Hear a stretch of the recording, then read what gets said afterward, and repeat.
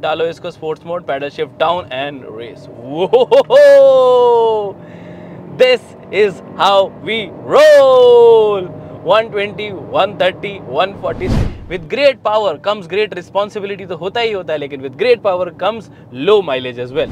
तो दीदी ने क्या किया, एसी तो चलाया ही चलाया, टेम्परेचर भी कम कर दिया, फैन भी थोड़ा सा बढ़ा दिया और वेंटिलेटेड सीट्स को भी ऑन कर दिया। मज़ा आ गया।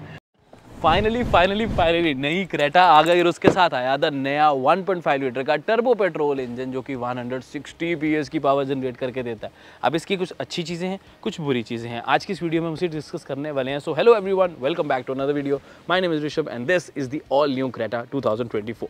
अगर आप इसका डिटेल वॉक अराउंड देखना चाहते हो, वो हमने अलग से अपलोड किया। अगर आप इसका वैसे और एक रिव्यू देखना चाहते हो डिटेल्ड वाला, वो अलग से हमने किया है। मेरा पर्सनल फेवरेट इंजन इसमें 1.5 लीटर का नेचुरल एस्पिरेटेड है, उसका रिव्यू भी किया हुआ है, उसे भी आप चेकआउट कर सकते हो। This is going to be the turbo petrol. और इस इंजन को अगर आप नहीं भी ले रहे हो ना, ये वीडियो एंड तक जरूर देख लेना, इतनी इन्फॉर्मेशन मिलेगी ना, किसी ने नहीं दी होगी। So let's begin.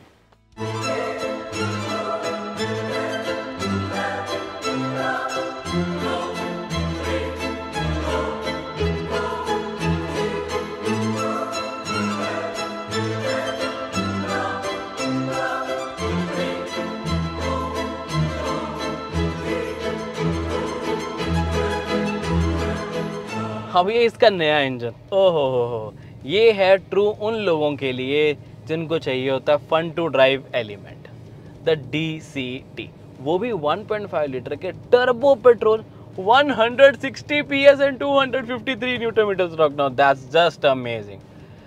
ये एक पावरफुल इंजन है, बहुत पावरफुल इंजन है और इस सेगमेंट का सबसे पावरफुल है। किया सेल्टोस में आता है और एक इसमें आता है। इसमें क्या है कि ये वाला एक्सक्लूसिव है DCT के साथ, एक्सक्लूसिव है SX ऑप्शनल के साथ। तो जो लोग हैं जिनको कॉम्प्रोमाइज करना नहीं पसंद, this one is for you. So इसका सबसे चीज, डालो इसको sports mode, paddle shift down and race. This is how we roll. 120, 130, 140, slow down, slow, इतना तेज नहीं जाने का, ये रोड उसके लिए नहीं बनी है। But the point is the acceleration is just superb, the torque, the power is just amazing. RPM में 1500 RPM से शुरू हो जाती है, इसको रेस मिलने लग जाती है, पावर मिलने लग जाती है और ये स्ट्रीट पर, सड़क के ऊपर हर किसी को डोमिनेट करने लग जाती है। 1500 RPM से 3000 RPM तक बहुत अच्छी रेविस की जाती है। मैं पर्सनली उस चीज़ का फ़ैन हूँ। उसके बाद भी रहती है और थोड़ी लीनियर हो जाती है, बट अगर पंच चाहिए तो just rev and go. This is 4th gear by the way, we are already on 110 अभी, और आगे जाती, लेकिन आगे टोल प्लाजा आ गया और पुलिस की वैन भी खड़ी थी, ठीक है, तो हम थोड़ा सा स्लो हो गए। अब हम जा रहे हैं ऑफिस एयरपोर्ट की तरफ, तो आपको साथ साथ दिखाते रहेंगे, समझाते रहेंगे, इस टर्बो इंजन की पावर दिखाते रहेंगे। ये अभी इसका है 1st गियर, ठीक है। अब आगे एक जा रहा है Hyundai का ही ट्रक, स्पीड ब्रेकर है। इसके बाद हम इस पिकअप ट्रक को करेंगे ओवरटेक, ठीक है। तो उसके लिए मैं अभी 1st गियर ही, 2nd गियर हो गया है, 1st पे शिफ्ट किया, रेस दी, 2nd, 3rd, 4th, अब हुआ 110 के बाद। 3रे गियर पे मैं 112 के आसपास था। मैं देख भी नहीं पाया कितनी स्पीड थी, हो सकता थोड़ी ज़्यादा हो उससे, पर हम इसको वापस से थोड़ा कंट्रोल करेंगे। ऐसे नहीं चलाना गाड़ी को, ये सिर्फ बताने के लिए कि this engine is born to be a racer. आप रेसर बनो ना बनो, ये इंजन आपको रेसर बना देता है इस पर्टिकुलर पावर के साथ। अब क्रेटा के साथ या इस ट्रांसमिशन के साथ इसका बहुत अच्छा कॉम्बिनेशन हो जाता है। This is an ultimate SUV, so you need to have an ultimate, the supreme transmission and power with it. तो इस DCT के साथ आपका तो फन टू ड्राइव एलिमेंट पूरा हो जाता है एंड कंप्लीट हो जाती है गाड़ी इसके साथ, ठीक है। चलो ये अब हो गया इसकी परफॉर्मेंस। अब इसके negative points, mileage. With great power comes great responsibility, तो होता ही होता है, लेकिन with great power comes low mileage as well. अब यहाँ पर आपको माइलेज जो है थोड़ी सी कम हो जाती है। अगर हम सिटीज़ की स्पेसिफिकली बात करें, तब आपको 9-10 से लेके मैक्सिमम 12 किलोमीटर पर लीटर, डिपेंडिंग आपकी सिटी कैसी है, आपकी ड्राइविंग कैसी है। थोड़ा सा अगर हम ऊपर चलते हैं, यानी कि हाईवेज पे जाना चाहेंगे, तब आप इसको लेके जा पाओगे अराउंड 17 से लेके 19 किलोमीटर पर लीटर की। बिकॉज का जो टर्बो पेट्रोल की नेचर होती है ना एक टर्बो इंजन की, वो अगर आप कांस्टेंट स्पीड पे इसको बड़े आराम से चलाओ, 80-100 पे आप चला रहे हो इसको और क्रूज कंट्रोल लगा लिया, या वैसे ही अपना लाइट फुट चला रहे हो, तो माइलेज बहुत अच्छी मिलती है आपको हाईवे पे। टर्बो चार्जर क्या है, इस तरीके से हवा को प्रेशराइज तरीके से इंजन में डालता है कि फ्यूल कम लगता है। तो कम से कम फ्यूल में ज़्यादा से ज़्यादा पावर मिलती है, तो उससे बहुत बेनिफिट आपको मिल जाएगा। अब अगर इस ट्रांसमिशन की स्पेसिफिकली बात करते हो तो इसमें किसी तरह का कोई डिले नहीं है, ठीक है ना। This is a dual clutch transmission. तो आपको इसके मन में ये भी ऑप्शन आ रही हो कि यार हीटिंग इश्यूज़ का क्या, तो देखो ये ट्रांसमिशन इतनी ब्यूटीफुली डिज़ाइन की गई है कि अगर तो आप इसको चलाते रहते हो, तेज़ चलाओ धीरे चलाओ लेकिन, तो ये हीटअप नहीं होती है। ये हीटअप होती है बम्पर टू बम्पर ट्रैफिक में, वो भी तब जब आप इसको लगातार ड्राइव मोड पे रखते हो, यानी कि इंजन ऑन है, ट्रांसमिशन पे पावर डल रही है, हमेशा 2 क्लच आगे पीछे के डले रहते हैं, तो उस वजह से ये थोड़ी सी हीटअप हो जाती है, जो कि पहली वाली सेल्टोस, सबसे पहले जो सेल्टोस आई थी उसमें प्रॉब्लम आई थी। फिर जब क्रेटा DCT के साथ आई उसमें भी प्रॉब्लम आई, लेकिन उसका सोल्यूशन धीरे धीरे आ गया। वो आया आइडल स्टार्ट स्टॉप टेक्नोलॉजी, यानी कि ISG, इंटीग्रेटेड स्टार्टर जनरेटर। उसको हम ऑटो ऑन ऑफ भी बोलते हैं सिंपल भाषा में। वो बेसिकली क्या करता है, जब आप रेड लाइट पे रुकते हो या ट्रैफिक पे रुकते हो तो आपका इंजन बंद कर देता है। अब इंजन बंद करने के 3-4 बेनिफिट्स होते हैं। एक तो फ्यूल बच रहा है, सीधी सी बात, इंजन पे प्रेशर नहीं पड़ रहा तो ट्रांसमिशन पे प्रेशर नहीं पड़ रहा, तो हीट अप इशू खत्म हो गया, पोल्यूशन भी कम होता है, और आपको ओवरऑल भी ना मतलब एक सेंस आती है कि यार इंजन अपने आप बंद हो रहा है। और जैसे ही आप क्लच से पैर हटाते हो, अगर मैनुअल कर रहे हो, जैसे ये DCT अगर ऑटोमेटिक में करते हो तो ब्रेक से पैर हटाओगे तो उसी वक्त फटाफट इंजन इसका ऑन हो जाता है, जिसके मदद से आप अपना काफ़ी फ्यूल सेव कर पाते हो। बट इंटरेस्टिंगली पता क्या है, अब ये फीचर तो ज़्यादा यूजफुल रहता है जब आप ब्रेक लगा के रुके हो। कई बार बम्पर टू बम्पर ट्रैफिक ना ऐसा हो जाता है, इसको स्पोर्ट्स मोड से हटाते हैं, पहले आराम से चलाते हैं इसको। अब अगर हम इसको बम्पर टू बम्पर ट्रैफिक पे जब चलाते हैं तो क्या है, आपको रुकने का तो मौका ही नहीं मिलता ना, थोड़ा सा चलते हो उसी सेकंड थोड़ा और चल जाते हो, उसी सेकंड थोड़ा और चल जाते हो। तो उन केसेस पे मेरी तरफ से एडवाइस आपको ये होगी कि इसका ऑटो ऑफ करो, मतलब फंक्शन ऑफ कर दो कि इंजन अपने आप बंद ना हो, और अपना हाथ गियर नॉब पे रखो, न्यूट्रल कर लो जब मौका मिले। हर बार करने की जरूरत नहीं, बिकॉज फिर अपने ऑटोमेटिक लेने का फायदा क्या हुआ, बट जब मौका मिले तो उसको न्यूट्रल कर लो, ताकि आपकी ट्रांसमिशन के ऊपर एटलीस्ट जोर ना पड़े। माइलेज तो आपकी कम हो जाएगी, इंजन पे पावर पड़ती रहेगी और इंजन पे तो फ्यूल लगता रहेगा, but at least transmission heat up नहीं होगी, तो उससे आप न्यूट्रल जितना कर सको उतना बेस्ट, तो वो आपकी एक प्रॉब्लम सॉल्व हो जाती है। बट आइडल स्टॉप से वो काफ़ी प्रॉब्लम सॉल्व होगी। अब DCT की कंप्लेंट्स आनी बंद हो गई हैं न्यू सेल्टोस न्यू क्रेटा में। ओके, और ये आइडल स्टॉप टेक्नोलॉजी ना बेस वेरिएंट से है सच, ये भी बताना था। अब ये वाला जो इंजन है, इसकी अच्छी चीज़ ये है कि ये कमाल का इंजन है, बट बुरी चीज़ ये है कि सिर्फ एक ही वेरिएंट में मिलता है, सिर्फ एक ही ट्रांसमिशन के साथ मिलता है। तो एक एक्सक्लूसिविटी का टैग भी लग जाता है कि हाँ यार मैं तो टॉप ही लिया, मैं तो टॉप वाला इंजन लिया, मैं तो टॉप वाली ट्रांसमिशन ली है। बट अगर किसी का बजट उतना अलाउ नहीं करता, उसको ये सब फीचर्स नहीं चाहिए, वो सोचेगा ना कि यार लोअर वेरिएंट में भी DCT ट्रांसमिशन होनी चाहिए, यही इंजन मुझे मिलना चाहिए, तो वो नहीं मिलता। तब आपको सेल्टोस की तरफ जाना पड़ता है। सेल्टोस में अच्छी बात है कि जाना पड़ता, तो इसकी नेगेटिव बात थोड़ी, मतलब फिर आप क्रेटा नहीं, फिर आप सेल्टोस लेना, वो ज़्यादा बढ़िया ऑप्शन रहती है, बिकॉज उसके मिडिल वेरिएंट से ही आपको पेट्रोल IMT भी मिलता है, इसका मैनुअल ट्रांसमिशन, और पेट्रोल 7 स्पीड DCT भी मिलता है। लेकिन क्रेटा की खास बात ये है कि इसका जो 1.5 नेचुरल एस्पिरेटेड है वो आपको सारे वेरिएंट्स में मिलता है, और ऐसा सेल्टोस में नहीं होता, वो उसके सिर्फ स्टार्टिंग के वेरिएंट्स में मिलता है। तो ये जब मिलके hyundai और किया ने गेम खेल ली है ना, मैं सब समझ आती है कि किसका वेरिएंट किसको बेचना चाहिए, किसका किधर जा रहा है, ताकि आपस में ज़्यादा कंपटीशन ना हो। तो उन्होंने वेरिएंट डिस्ट्रीब्यूशन कुछ इस अकॉर्डिंगली कर दी। इंटरेस्टिंगली अगला पॉइंट आ जाता है इस पर्टिकुलर इंजन के साथ ड्राइविंग का, इसकी सस्पेंशन, इसकी हैंडलिंग, ठीक है।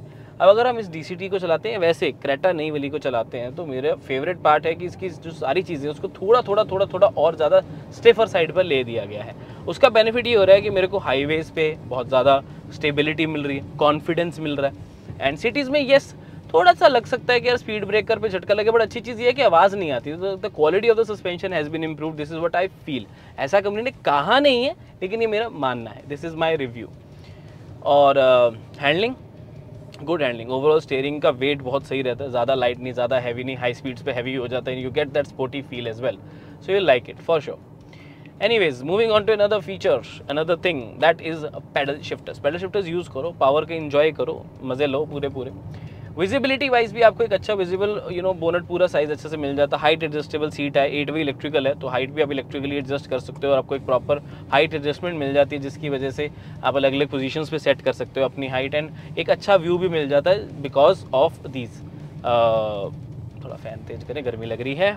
IRVMs की बात करें, ORVMs की बात करें, तो वेल प्लेस्ड, वेल साइज मुझे बढ़िया लगते हैं, टू बी वेरी ऑनेस्ट। बस ये है कि ये जो बेजल है ना, ये वाला, ये थोड़ा सा मोटा है, यानी कि थिक है, ये थोड़ा सा पतला होता तो अच्छा लगता है। विजिबिलिटी में कोई प्रॉब्लम नहीं, बस दिखने में अच्छा हो जाता। अब नई वाली क्रेटा के ना 3-4 मेजर हाईलाइट्स हैं, मैं आपको वो बता देता हूँ। 360 डिग्री कैमरा आपको मिल रहा है इसमें, that's a very good thing, quality is just superb. ADAS के फंक्शंस मिल जाते हैं लेवल 2, यहाँ पर आपको कैमरा भी मिलेगा और नीचे आपको रेडार सेंसर भी मिलेगा। 19 फीचर्स हैं एंड मेरे फेवरेट उसमें आ जाते हैं lane keep assist, lane departure warning, ये 2, plus adaptive cruise control, automatic emergency breaking और रियर का रेडार भी। पीछे भी आपको एक रेडार मिलता है जो कि आपके rear cross traffic alert, safe exit warning, ये सब प्रोवाइड करता है। Even blind spot detection, blind spot monitor भी मिलता है, और ब्लाइंड स्पॉट वाला जो है वो आपके ORVM के ऊपर एक एरर का ट्रायंगल आ जाता है जो कि एक वार्निंग आपको देता है कि जब पीछे से कोई व्हीकल आ रहा है, चाहे आप गाड़ी चला रहे हो चाहे आप वैसे खड़े हो, तो एरो यहाँ पर आ जाएगा, वो रेडार जज कर लेता है कि यार पीछे कुछ है, तो ध्यान से निकलना बाहर, ठीक है ना। ओके, काश ऐसी वार्निंग बाकी चीज़ों में भी मिलती होती। एनीवेज, ओके, सो बात कर रहे थे हम ADAS फीचर्स की, तो adaptive cruise control one of the great feature, highways पे आपकी बहुत हेल्प करता है, माइलेज भी बढ़ाता है और उसके साथ साथ आपको एक ईज़ ऑफ ड्राइविंग भी प्रोवाइड करता है। हाई बीम असिस्ट बहुत ही काम का फीचर, आपकी लाइट्स हाई बीम पर है, अगली गाड़ी आ रही है, इसने डिटेक्ट किया कि अगर आगे गाड़ी आ रही है तो उसको दिक्कत ना आए, आपकी जो लाइट हाई में है उसे लो कर देता है, लो बीम कर देता है, जिसकी वजह से अगले की आंखों में लाइट नहीं पड़ती, उसकी भी ड्राइविंग सेफ हो जाती है, आपकी ड्राइविंग भी सेफ हो जाती है। फ़ायदा किसका हुआ? हम सब का। तो फ़ायदे का सौदा हर किसी का, क्योंकि क्रेटा में आपको हाई बीम असिस्ट मिलता है। Next would be automatic emergency breaking, जिसे हम फ्रंट कोलिजन वार्निंग और फ्रंट कोलिजन अवॉइडेंस असिस्टेंस भी बोलते हैं, कि यहाँ सामने कुछ आ जाए तो पहले तो वो वार्निंग देता है और अगर ज़्यादा ही पास आ जाए तो ऑटोमेटिकली ब्रेक भी लगा लेगा, और ये हर जगह काम करता है, चाहे 4 व्हीलर हो, चाहे 2 व्हीलर हो, चाहे कोई इंसान हो, चाहे आप ऐसे जंक्शन पे टर्न ले रहे हो तब भी।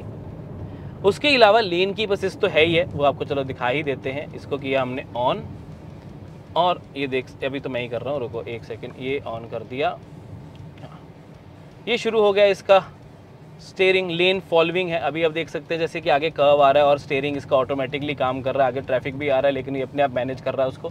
थोड़ा सा मैं कर देता हूँ क्योंकि आगे ट्रक आ रहा है। तो ये देखो ना, ये जो ADAS फीचर्स है ये असिस्टेंस है। देखो वो ट्रक था, वो ओवरटेक करके मेरी लेन में आ गया, तब तो इसको थोड़ी सी दिक्कत आ सकती है ना, कितना ही देखेगी बेचारा।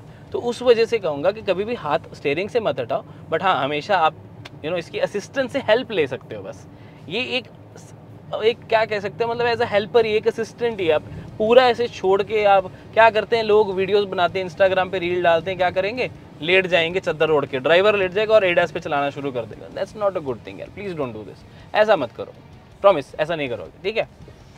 ओके, देखते रहो, देखो देखो, आराम से इंजॉय करो। ये जैसे कर्व ज़्यादा आ गया है, ठीक है, और ये डिटेक्ट नहीं कर पाएगा क्योंकि लेन ही खत्म हो गई है। तो इन चीज़ों की वजह से कहता हूँ कि स्टीयरिंग हमेशा पकड़ के ही गाड़ी चलाना, ये सिर्फ हेल्प के लिए यूज़ करना। तो ये फीचर्स हो गए इसके ADAS के, बाकी आपके लिए प्रॉपर लिस्ट आउट यहाँ पर कर देता हूँ। विजिबिलिटी ना अंदर भी बहुत मैटर करती है। आपको यहाँ पर जो इसका नया क्लस्टर है वो भी एक नया फीचर ऐड हुआ है, 10.25 इंचेस का डिजिटल क्लस्टर है, बहुत ही क्रिस्प इन्फॉर्मेशन प्रोवाइड करता है, टू द पॉइंट है, ढूंढना कुछ नहीं पड़ता, सब कुछ आपके सामने है। ADAS के फंक्शंस भी और वैसे भी जितनी ज़रूरत की चीज़ें होती है बहुत ही अच्छे तरीके से, यानी कि फुल क्लैरिटी के साथ, फुल ब्राइटनेस के साथ आपको देखने को मिल जाती है। बाकी ड्यूल जोन AC है आपके कंफर्ट को और बढ़ाने के लिए, और ये टच स्क्रीन में ना अब ज़्यादा वॉइस कमांड्स के साथ आती है।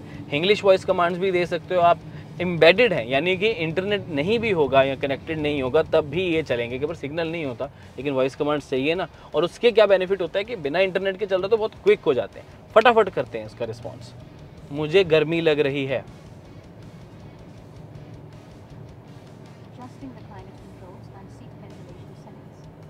तो दीदी ने क्या किया, AC तो चलाया ही चलाया, टेम्परेचर भी कम कर दिया, फ़ैन भी थोड़ा सा बढ़ा दिया और वेंटिलेटेड सीट्स को भी ऑन कर दिया। मज़ा आ गया।